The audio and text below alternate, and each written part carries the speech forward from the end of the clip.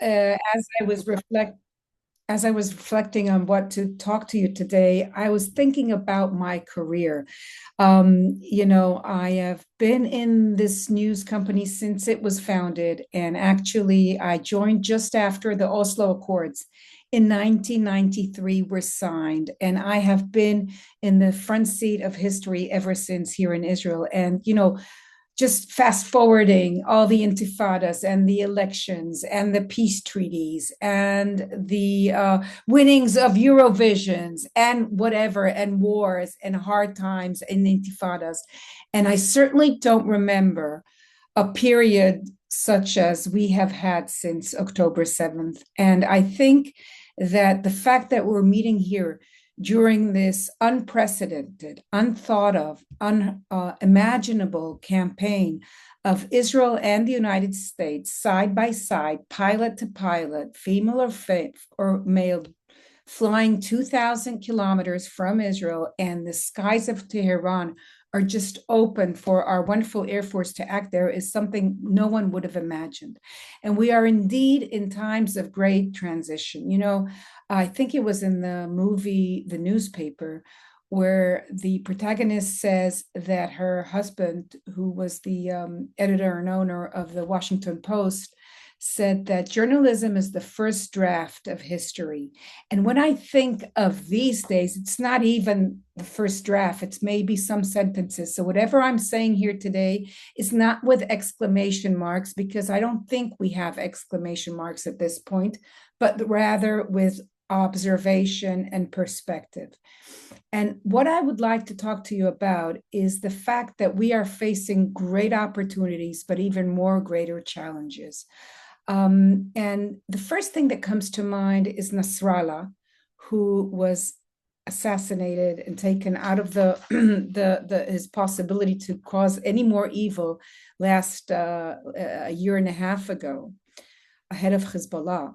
And he used to have this story about Israel and the Israeli society being kind of a cobweb, and that if you inflict suffer and if you inflict pain and if you try and harm the Israeli society, they'll crumble within, just like a cobweb. They don't have the stamina to stand up and fight for what they think is right. So I think when I see, I have to go down to the shelter. I hope we don't have any alerts and alarms during our talk, but when I have to run down to the shelter here and see, my neighbors of all age and all walks of life going up and down in the night, but understanding what they're doing. This is after 2.5 years of war. It really resonates that he got the whole picture wrong. Israel is not a society of cobwebs. It's a society of strong people who understand what they signed up for. They are here, most of us, by choice, and want to see a better future for us. But I think that if I have to ask ourselves, how did we reach the fact that we are now full head in a combat operation with the biggest enemy of them all, Iran? I think it has to take us back to October 7th, and we can talk about two conceptions. So you might say the fact that Israel faced October 7th, that unexplainable, it's not even a misunderstanding, tragedy, a malfunction of the army, a malfunction of the government, a malfunction of everyone, even I think of the press, not understanding what we're facing, was part of a conception that said that we have superiority when it comes to military. B, Hamas is the weakest of the enemies. We should always focus on Iran and just make sure that Hamas is quiet and we can maintain the southern border. And I think the conception was that we can manage the conflict. The fact that we are living in the region with this ongoing conflict with the Palestinians, who are actually living within us since 48, or even before, if you want to start with the Zionist movement, I think in the past 15 to 20 years, after Rabin's assassination, and I think the first Intifada and the second Intifada, and the fact that Prime Minister Netanyahu came into power in 2009 and frankly has been the prime minister ever since, except a year and a half, which that government also followed that road. There was this understanding that the conflict is something that is not solvable. You cannot reach a solution. And the best way is just to maintain the conflict and try and find solutions that will allow us to keep going from operation to operation in the south, and focusing our effort on Iran, A, and B, the other concept, the conception was that we are a villa in the jungle. Israel is a villa in the jungle. And if we want to stay a villa, what we have to do is secure our borders. So we build a wall in the south, we build a wall around Gaza, which, frankly, if you see the images, horrific images from October 7th, the speed of the falling of that wall and all the technology is amazing.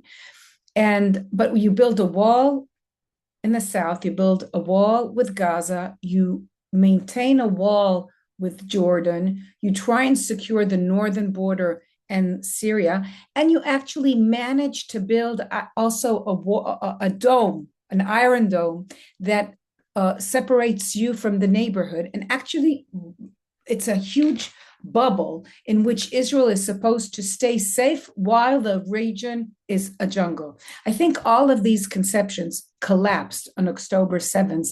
And what we're seeing today is actually the 180 degrees from that conception. The conception saying we are not a villa in the jungle. If we live in a jungle, we cannot survive. We have to make sure that it's not that we have to protect our borders. We have to make sure that there is no threat beyond our borders.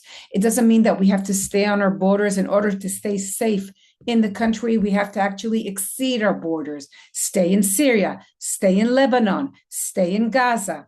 And another conception that has taken 180 degrees shift, if up to October 7th, the strategic idea was we can manage with capabilities of our enemies. We can live with 150,000 missiles pointing from the north to Israel, having Hezbollah having 150,000. Can you fathom that number? 150,000 missiles. We can live with that because we don't deal with capabilities.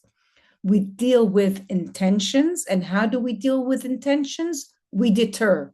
The fact that Israel is strong and has rounds of warfare from time to time, we create deterrence, and therefore we can live with enemies who are deterred. From in the north, if you look at 2006, after the Second Lebanese War, the conception was, look, we have so many years of quiet, actually until October 7th, because of deterrence. We can deter Hamas. They might want to eliminate us, but they understand they have no power over us being a superpower. Now, what we're facing is a shift in that conception, saying it's not about deterrence, it's not about intentions of the other side. We have to deal with the capabilities and make sure there are zero or almost zero capabilities of the enemies around us or the threats around us in order to maintain a possibility to live safely and quietly in Israel. Now, when we do 180 degrees shift, I think it takes us far from where we will find the main path. So when I talk about question marks and not exclamation marks, I am asking myself, looking at the north, looking at the south, and looking at Iran, if indeed it is all just about capabilities, and if it's all just about eliminating all those capabilities and doing it with the force that we have, will that give us sustainability and peace? Because the other option, the other concept proved wrong.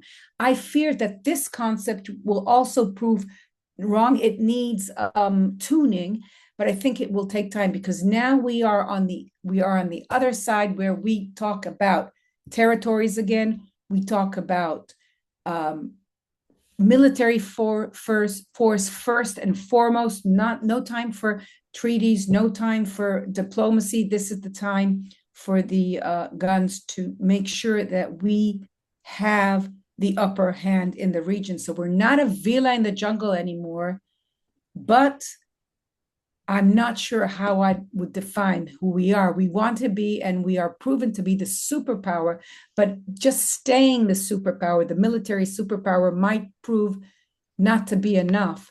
And that brings me to the other thing that we have. I was talking about the challenges. There are great opportunities. And just to fast forward, I hope that, or I think the real victory after these 2.5 years and after this campaign against Iran will finish, that we will see it turn into treaties, that the Middle East will be a different Middle East, not just because Iran will be ripped out of his malignant capabilities or the regime will be weakened to the point where it might fall in the coming future.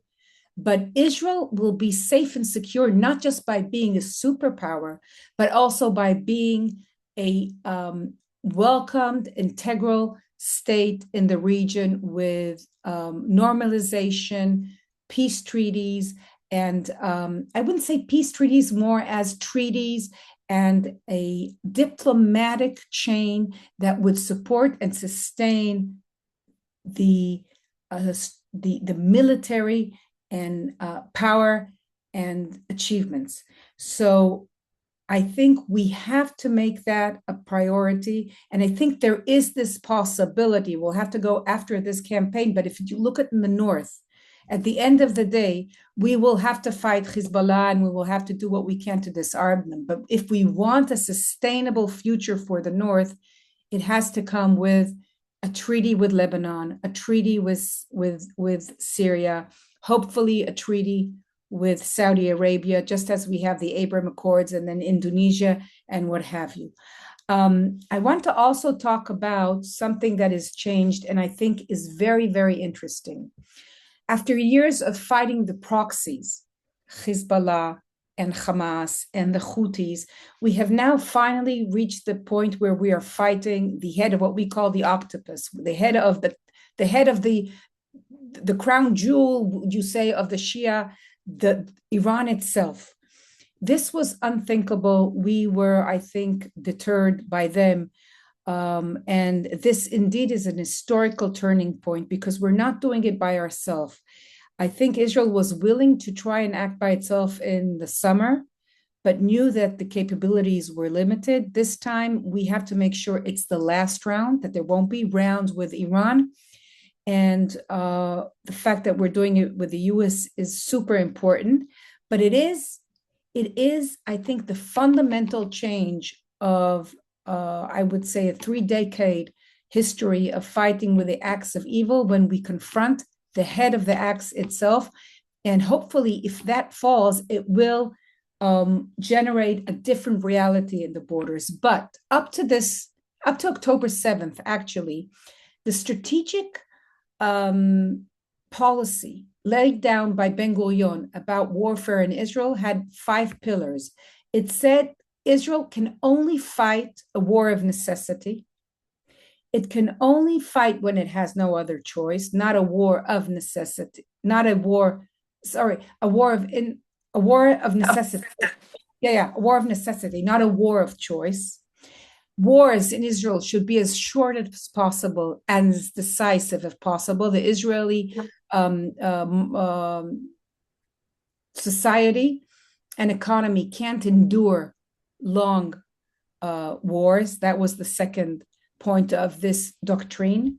The third doctrine was that you can only go to war in Israel if you have a broad consensus of the public. You cannot go to war if some parts of the society think there's a political or a hidden agenda, or it is something to do with just a policy of one part of the society or one part of the political map. So you had a war of necessity, you had short and decisive campaigns, you had a broad consensus, you had sanity of life in the center. I would talk about the hostages as an example, that life, the security of life is number one in Israel. We are not, the Israelis are not like the Shia counterparts, shahidim, or people who are willing to sacrifice their life for a greater cause. You have to make sure you don't lose soldiers. You have to take care of your soldiers. You have to bring your soldiers back, and you have to take care of your citizens. And the fifth pillar was legitimacy, international legitimacy. Israel always thought that it couldn't fight without international legitimacy. And I think another pillar that was added later on was that it would avoid as much as possible a regional war.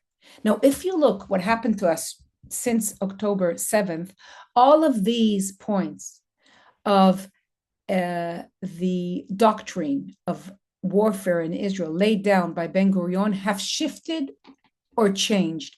And this is a big challenge. This is an experiment. The fact that we are now going into the third week of a war with Iran, where the public has to stay in shelters, where there is no schools, where the economy is crippling, where it's impossible or almost impossible to get a ticket to get out of Israel, to go back in, is something new. This is not something that the Israeli public, or I think the establishment here, would have thought would be possible. We don't know what the outcome will be, but I can tell you we are now trying to write a new doctrine for Israel, which is very different from what we've known so far. I think that during the Gaza campaign, before the Trump plan put an end to that 2.5 year war in Gaza, the Israeli society started to feel the fraction because of the change of the paradigm of how wars and battles were conducted in Israel. There were thoughts that half of the country thought there were political issues with this war. It wasn't short and decisive. There wasn't a broad consensus regarding the hostages. There wasn't legitimacy in the world for this campaign. You all felt it very well. And it was a regional warfare. So now in this operation, in Rising and Roaring Lion, we are taking it to the extreme. There is a consensus today. And I think people feel that it is a war of necessity, and that we have legitimacy because we have the US on our side. But indeed, it is a very long and going to be a longer operation, and it's coming after 2.5 years of war. So this is something we'll have to look into. I want to give you just another perspective before I turn it over to Amit. I think that Israel, on the one hand, is now portrayed as the superpower, and we have the biggest superpower in the world on our side. But I think there is something new also in the fact that we are no longer in charge of deciding our own fate. We understand that because it was initiated by President Trump, he gets to call the shots. He's the person who gave the green light to go ahead with this operation, and he's the person who's going to press the button when he thinks it's over.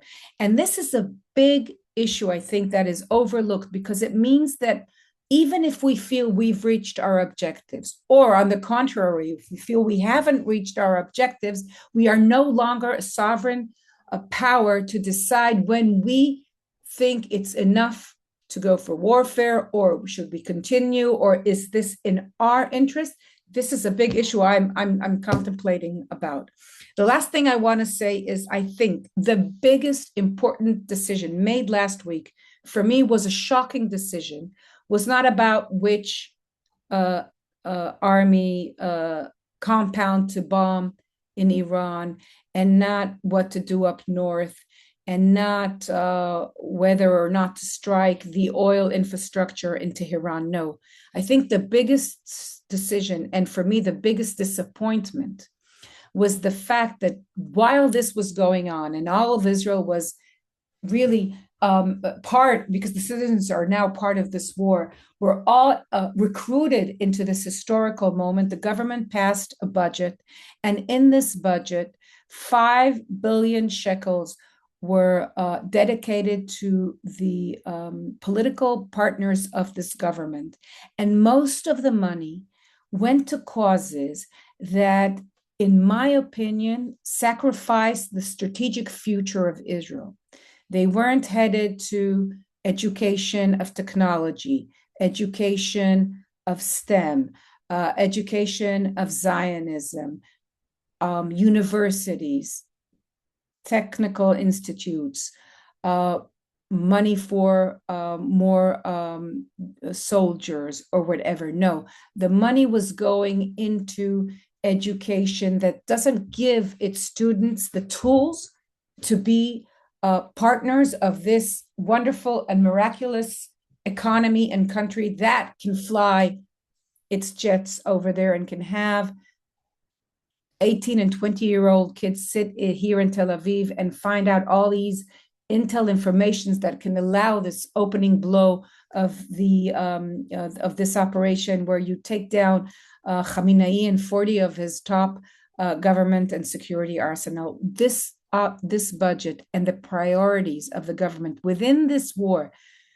to try and keep its coalition and direct money to the ultra-Orthodox yeshivas, which don't teach the minimum English, math, whatever, social studies. Or, for example, take 150 million shekels from the north that was promised to the north in order to make sure that the citizens there have education and shelters and whatnot, and take it over to other less important causes of certain elements in this coalition. And I am, of course, very for Jewish identity studies. But if you have to compare, I think we all know what is more important. So for me, that was a big blow. And I think our biggest challenge is not in the cockpit, and it is not with the military. Our biggest challenge today is the inner divide in Israel, and the fact that we still cannot find the 10,000 soldiers the army needs. We cannot find a united story, and we are torn by divides in the political system. And I think this is the biggest challenge. And if I look ahead, I think this is something we will have to work out once we finish this campaign. So I'll stop here. I have a lot of more points, but I'm dying to hear what Amit has to say. Wow, thank you very much, Dana. That really puts a perspective on all that's going on. Thank you for sharing with us. And now we'll move over to you, Amit, and hear a different perspective, I guess.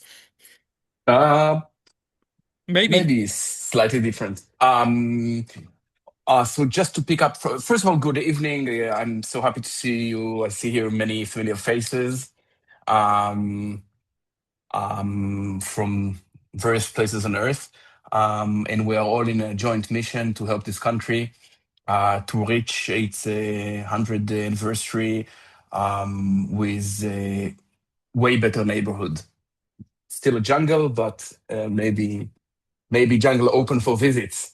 So I'll just try to actually conceptualize the last 2.5 years, because I suspect that historians would not really get into the details of Rising Lion or Roaring Lion or maybe Screaming Lion in the next operation.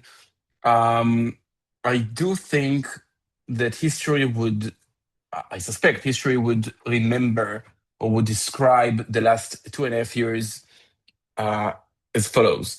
This was the first and hopefully last Iran-Israel war. It began on Israel's version to Pearl Harbor. And if October 7th was Israel's Pearl Harbor, that is to say, a devastating failure, terrible tragedy, ultimate failure of the Israeli establishment, leadership, army, etc. So now we are at the gates of Berlin and Tokyo. That's the real meaning of the current attack. To be more accurate, we were at the gates of Berlin and Tokyo on in June 2025 in the Rising Lion operation. But now, this is one layer deeper, and of course, we have the allies. We have the United States standing by side with Israel, something that no one has seen coming in over the last 20 years. I remember the days where Israelis were eager to hear from U.S. presidents that even just to threaten to actually have this big stick called the military option, and I don't know, it wasn't even articulated by various presidents from both parties. And now we are on a joint mission, on a joint venture to actually, and let's admit it, change the regime. Because once this regime goes, the entire Middle East changes. And I think that what we see now, and in that respect, the Iranian attack on the Gulf states helped even more than the Israeli-American operation, was to actually reframe the Middle East. Israelis have been trying have tried over the last 50 years to say that the Middle East is not the battlefield of Muslims versus Jews. It's actually the battlefield of moderates versus fundamentalists. And I think now, when dozens of millions of Emiratis, Saudis, Qataris even, and other nationalities are in shelters because of Iranian missiles, everyone has a better understanding of what Israel has gone through, and a better understanding that the very center of the Middle East is not Ramallah or Gaza, it's in Tehran.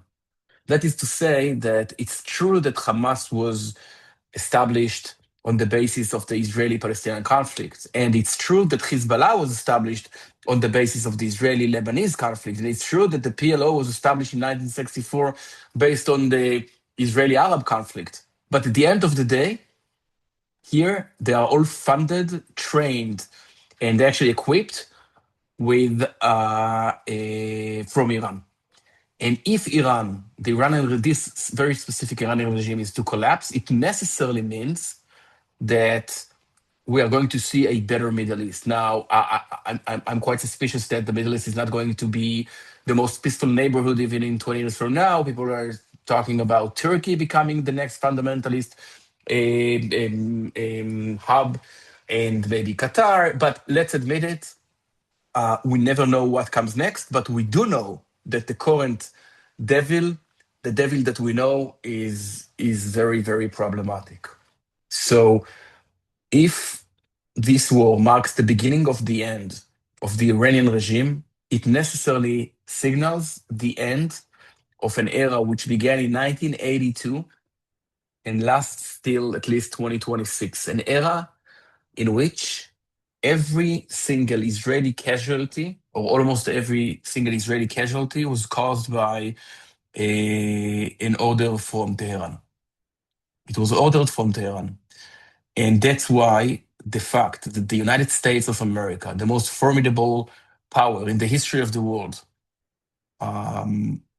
is fighting side by side with Israel means a lot to me.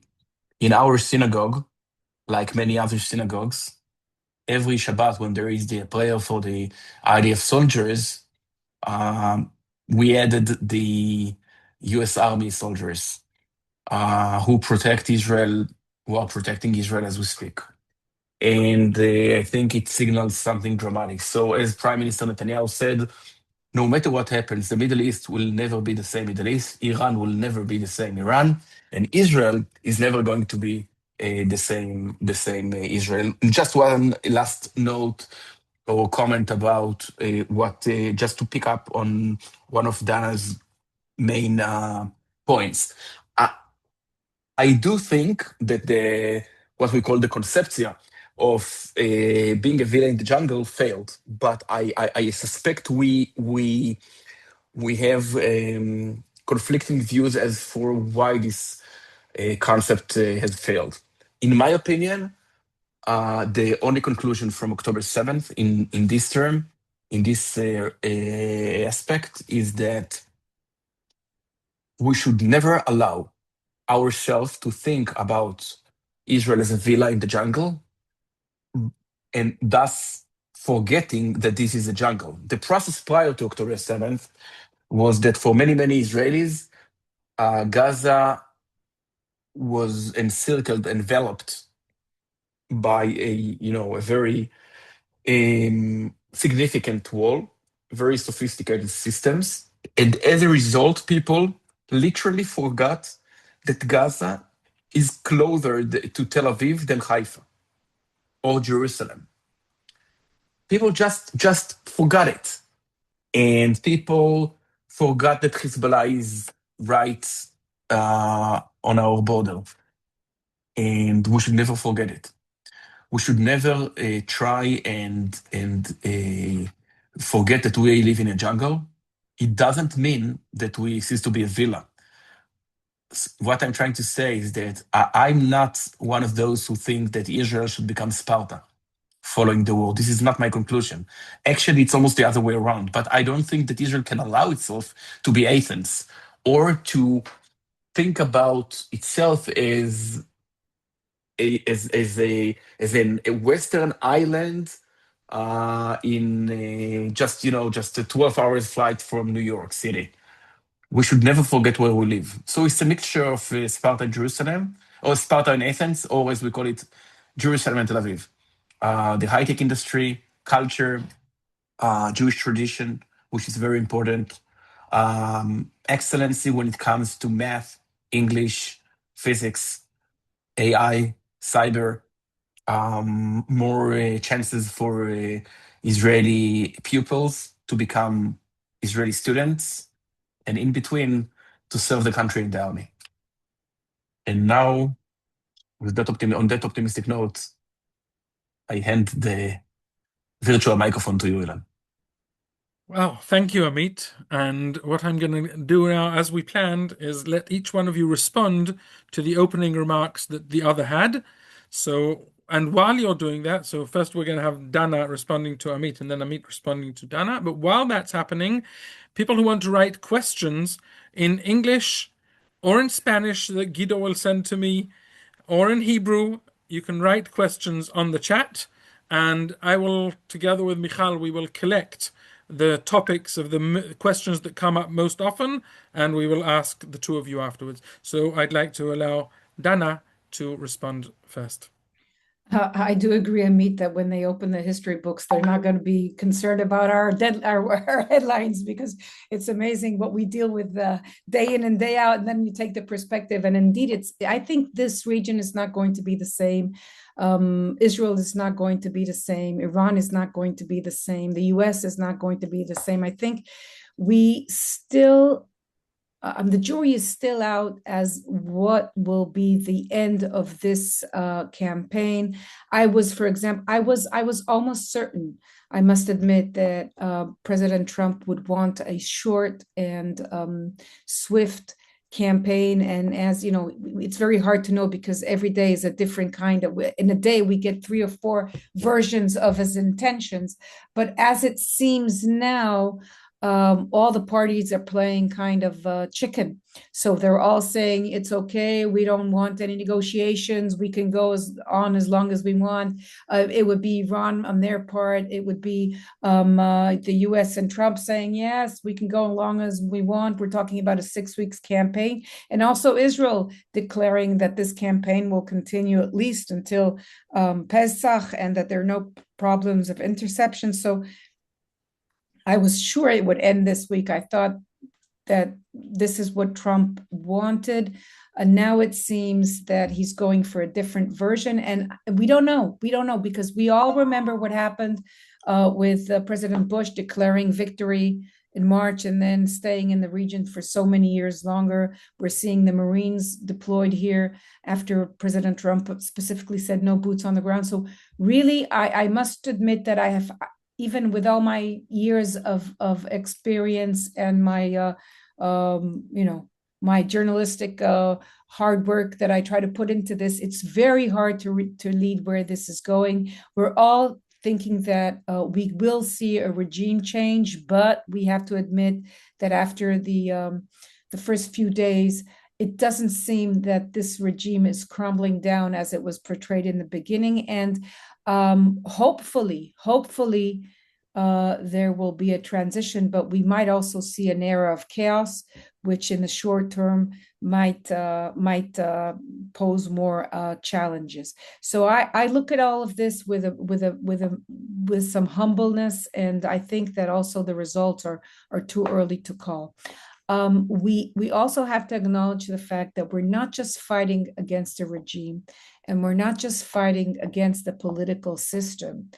We are fighting a religious war in a sense, because the Shia are a very established, long heritage religion. And for many years, the wars in the region managed to portray themselves as political wars, as wars about territories, as wars between two countries. And now we have hit the spike of the religious war. And that is something we still haven't tried and don't know where it will take us. And I think, Amit, I agree with you. I think most of Israelis don't want to be Sparta. It's just not Jewish, I think, in the Jewish values to be Sparta, because we are a nation and a religion and a people who so deeply believe in the power of words, and the power of good deeds, and the power of living, in the power of the meaning of one's life. If you save one life, you save the whole of Israel. So I don't think Sparta is something that the Jewish state could even think as a character to as a characteristic to that would allow it to be that Jewish state we want it to be. And I agree that Athens is something that when you drill deep into it, you understand that Athens wasn't really what we were talking about, a democracy, a vibrant democracy. But I do think we have reached a point where these elections, these coming elections, will be very important to define what kind of Jewish democratic state are we going to be? Are we going to be first and foremost a Jewish state? Are we going to try and redefine the democracy part of it? Are we trying to find a partnership with all the citizens in Israel, including the Arabs living within? Are we going to try and find a way to minimize the conflict rather than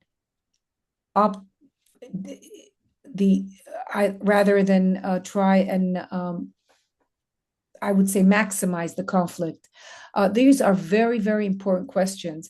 And I think Israel is really facing a formative election, and the point where after so many years, most nations after 75, 76 years go through a kind of civil war. Hopefully we are going through this kind of civil war, but because we are so engaged with protecting our borders and dealing with security from without, that we will be able, God hoping, to overcome this formative civil war with not have it violent within.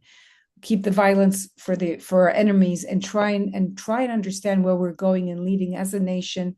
Have this bitter debate, have these divides, but try and come up with a new Israeli story. Because if you look at the population in first grade Israel, when I grew up in Israel, it was a different Israel.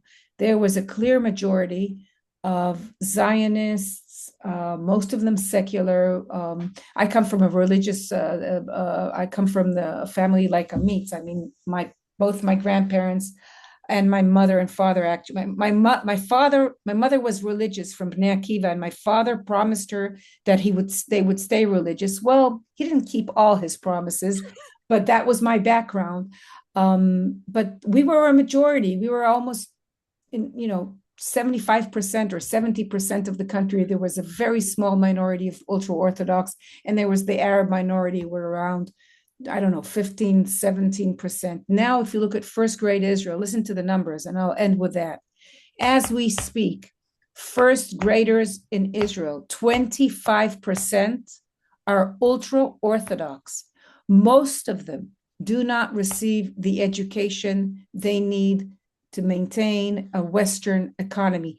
I am sure that if you would ask the students and the families themselves, they would say we want to give our kids what we give them in Brooklyn. But this is the political establishment denying them. I believe the biggest aliyah should have come from Bnei Brak. Our biggest potential in Israel is in Bnei Brak, in Modi'in Eilit. These are wonderful kids who have learned to read since the age of 3. But as of today, 25% of our first graders are ultra-religious, not receiving the right education. Almost 17% are what we called Zionist religious Zionists.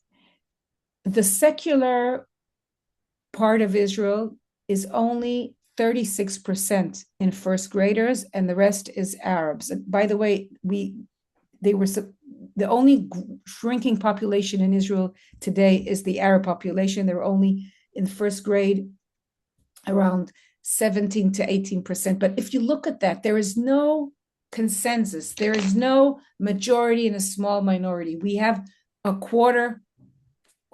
We have 4 quarters, not equal, but 4 quarters. And if you add the territories, then we also have 5 quarters who are living here in this country. No one is going away. We have learned that after the war in Gaza and the illusion that Trump will take all the 2 million people in Gaza and just send them on boats and rebuild Gaza Heights. That's not going to happen. We have to come up with a new Israeli story. We have to come up with a new Zionist story that will take us the 75 years ahead that we are. We can't overlook the fact that this is a different Israel than the one where we grew up. It's changing. Places change, people change, stories change. But I think the role of our generation now is to come up with a new story that will take us forward. Okay. I have... we're running out of time, so I just want to add one thing. We have many stories about Israel. You could see some of the contradicting stories in the streets of Tel Aviv prior to this war in 2023. And while I have my perceptions about I'll put it differently. While I have some, I have some differences from my friend Dana. I do think, however, that no one in Iran actually can see the differences between Dana, me, the ultra-Orthodox, the Arab, the Druze. They don't even have a name for it. The most horrific fact is that the terrorists who invaded the Be'eri kibbutz on October 7th, 2023, and Be'eri is quite a leftist kibbutz, I guess, they called them settlers. They thought they were killing settlers. And in Iranian news sites, when they want to depict the caricature or the cartoon of an evil Zionist soldier, they depict them with kippah and a beard, aka ultra-Orthodox. I mean, one should tell them that Israel's main problem these days is that the ultra-Orthodox soldiers do not go to the army. So what I'm trying to say is that while I do think that the differences between us are very, very important, that's what I do for a living, basically, to try and analyze it and have my opinion about it. I do think, however, that this is so 2023. And what we should do, and I hope we will do after this election, is to have a sort of unity government. I wasn't a big fan of unity governments in the past because I thought it's a recipe for a paralysis, for being a parve, not taking harsh decisions, trying to aim at an imagined consensus. However, today I have to admit I changed my mind, and I think that the differences between us are not as big enough, are not nearly as big as those who justify those levels of hate within Israel. And we don't have the privilege of the United States, of Brazil, or Argentina, or the United Kingdom to have those levels of hatred. because those countries know that no one is going to threat them from the outside. We don't know it for sure. We actually know exactly the other way around. So I hope we will come to terms. Everyone will get its 70, 80% of its original desires, and we'll move on as a united society. I agree too. I think the only solution is trying to come back to a unity and a consensus. We've tried this kind of government. We've tried that kind of government that took us the right way, the right government. As a fact, October 7th happened there. I'm not blaming them totally on them, but I think it is time for unity, and I think it's time to come up with a story for all the people in Israel, a story that they can all take part in. I think that's our biggest challenge.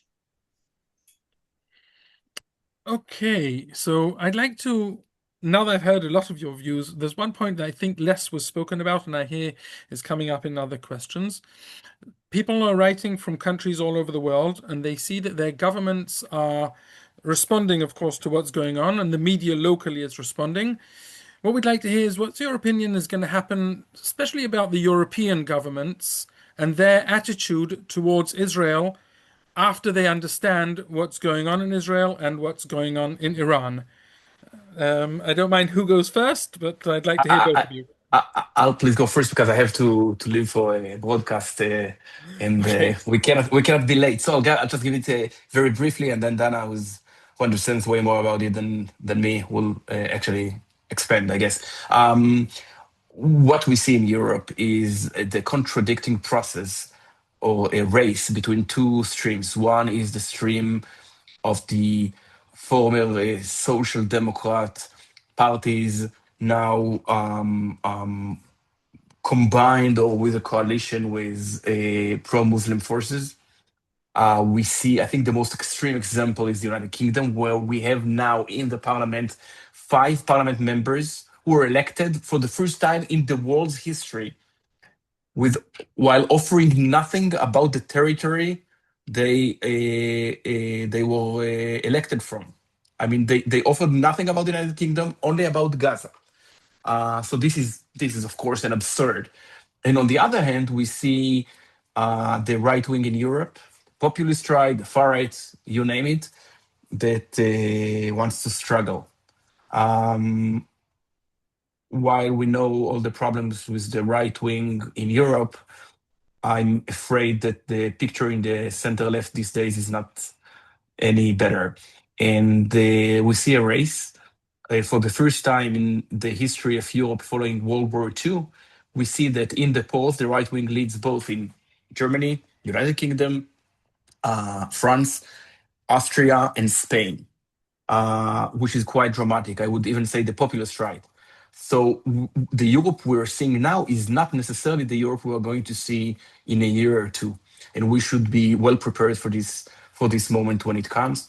And just one thing before I leave, I would first of all would like to thank you and to recommend to you to follow my daily English newsletter. I just uh, wrote the address on the chat. It's free, 6 times a week, all the news from Israel, and you are more than welcome. Thank you so much. Thank you very much, Amit. It's been very insightful and very helpful to hear your views. And of course, people are welcome to join. Thank you. And we'll move over to Dana. Well, yeah, this has been a really interesting discussion for me, so thank you. Regarding Europe, I think Europe is indeed in transition, and I think it has a lot to do with the fact that the US is in transition. And let's face the fact that we're all in transition. We are in an era of unprecedented AI capabilities. Truth is a concept which is being challenged as we speak with AI. We see it even in the war now. It's very hard to even know what footage coming out of the war is true or not true. The whole concept of truth, the whole concept of democracy, the whole concept of alliances is changing. The whole concept of identity is changing. We see Spain on the one hand with their experiments with immigration, and on the other hand, we see Hungary with their experiment of immigration. I can just tell you, I talked to a very prominent, because I am not only the anchor of the Saturday Night News, I'm the chief political diplomatic analyst. So I work all week, but most days of the week I work on these issues of diplomatic and politic analysis and commentating. So I spoke to a lot of prominent European officials to understand their stand on the war and why, in fact, they are not willing to join, or even gave President Trump a hard time cooperating with just opening their military bases and air forces in Europe. And as they see it, they just feel that this is the wrong war. It's led by people who they do not trust and have tried to go against them, and just don't want to bet until they know the outcome. So what I'm saying is Europe is used to playing it safe. That's how Europe has managed to come to where it is today after so many centuries of battles. Actually, after the Second World War, I think they're just tired and fatigued and tried to play it safe for a long time. Maybe that kind of playing it safe is expired. I think the Ukraine-Russian war was one wake up. The Iranian war will be the other wake up, and mainly the inner divides and the tensions between immigrants and Europeans, and between the religion within Europe, is something that will make them take a stand. I think as we speak of a religious war, it's not going to end in the Middle East. What happens in the Middle East spills over to Europe and then to the rest of the world. So I think that is a big battle there. It's going to be very hard on the Jewish population thus far, and also in the US, it's hard because of rising anti-Semitism. But if once we thought rising anti-Semitism was something that we knew where it came from, now look, it's coming from all over. You have anti-Semitism, anti-Zionism, which is disguised as anti-Zionism coming from the left, and you have a rising anti-Semitism within the right and the MAGA community in the US.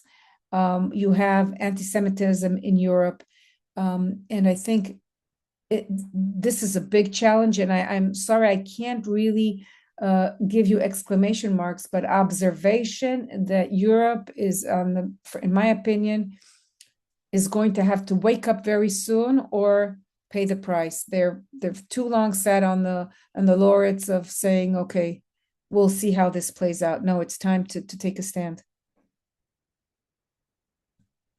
Thank you. I'd like to take on from exactly there and help with another question. People are asking, what can we do? What can we do to take a stand? What can we do to educate? These are teachers, many of the people on this group. And what messages would you suggest they educate their children with, their students with, and what they can actually be doing in a community abroad to support Israel? That's a great question, and I admire teachers. My mother was a teacher. My grandfather was a teacher. My grandmother was a kindergarten teacher. Actually, my grandmother, it's an amazing story. I was sent to cover the press conference of Ada Yonat, our Nobel Prize laureate. And in that news conference, and she didn't know I was sitting there, she said, thanks. And she said, I want to thank my kindergarten teacher, because my kindergarten teacher, Leah Waiss, back in the 40s in Jerusalem, made sure she saw my potential, and I was supposed to go to a very ultra-religious school where I wouldn't study, obviously. And she came from a very poor background, so her mother couldn't pay for any good education. And this kindergarten teacher, Leah Waiss, decided to keep me in the kindergarten for 2 more years and homeschool me.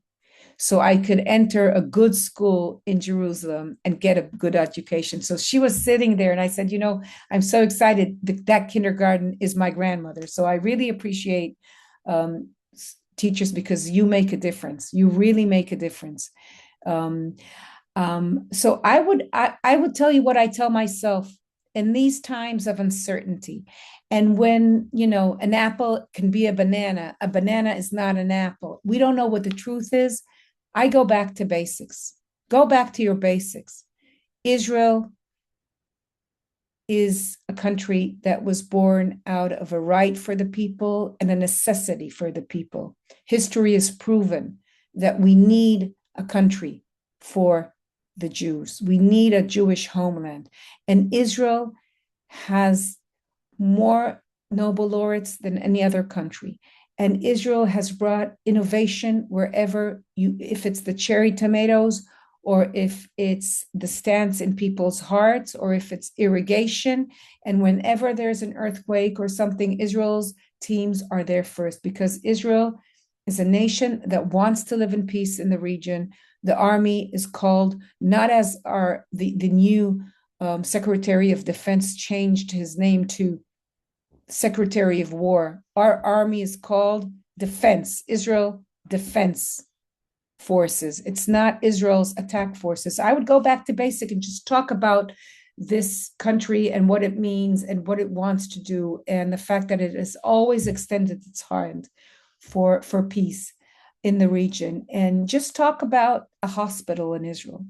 Because whenever you go into a hospital in Israel, you encounter the miracle this place should be, was, can be, and I hopefully am sure will be. This is an oasis, because if you look in the region, there aren't any places where Christian, Muslims, Druze, Jews live together, work together, and join forces to save lives. Usually they're fighting each other and trying to kill each other. Lebanon with its civil war, of course, Iran, Iraq, wherever. In a hospital in Israel, I'm sure you've been in a hospital, around the bed, you find an Arab doctor, a Jewish nurse who came from Russia, a Druze, whatever, a nurse who came from Ethiopia. They're all working together for a cause. And, during the Intifada, it was amazing to see that. I remember a couple of years ago, there was a terror attack, and we interviewed the head of the intense unit, Dr. Abdul something. So the head of the intense unit was an Arab doctor who was actually saving lives of a Jewish victim from a Arab citizen who stabbed him, but he didn't wink or he didn't think. So I just, tell them about the hospitals and tell them about this place and tell them about Judaism, because Judaism is a religion which, sees the person in the center and tries to do good. And, I don't have to remind you of don't do to others what you don't want to do to yourself. So I would just go back to basic and talk about basics, leave politics aside, talk about the people, talk about the purpose, put politics aside.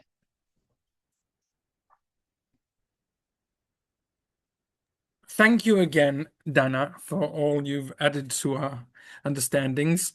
And I think we'll end at this point, and we'll thank all of you for joining us from all over the world. I think the unity that we see just from this screen of, I know various views of the friends I can see here, and I know that there are many ways of approaching things. And I've seen also now Dana and Amit coming from very different perspectives, but both bringing up, for example, that they want to see a united government, which is very interesting to hear from both of you. Both of you speaking how we're viewed from the outside.